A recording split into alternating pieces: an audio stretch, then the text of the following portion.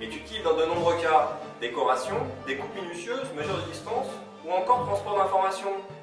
On l'utilise aussi dans les jeux de tir en tant que viseur pour savoir si un adversaire a été touché. Le cas des laser tags est particulièrement intéressant. En route, Marcel!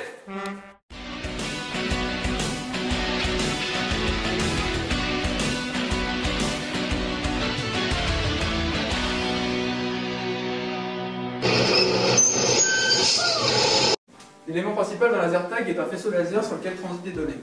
Une source laser émet un faisceau de photons. Les atomes sont excités à une certaine puissance de manière à émettre une lumière rouge modulée. Ensuite, grâce à une lentille, on converge les faisceaux et on obtient un rayon laser.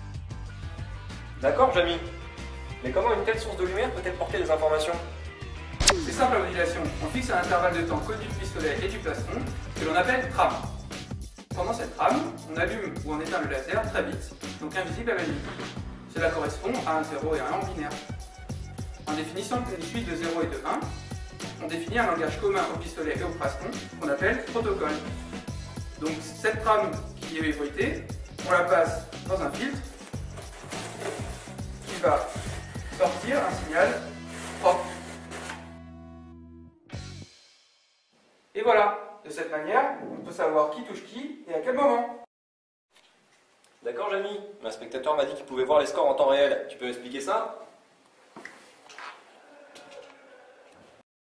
Les joueurs ont dans leur RAM un appareil qui communique sans fil. Il peut envoyer et recevoir des informations.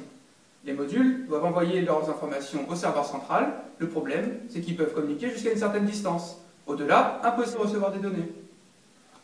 Du coup, les joueurs agissent comme des relais.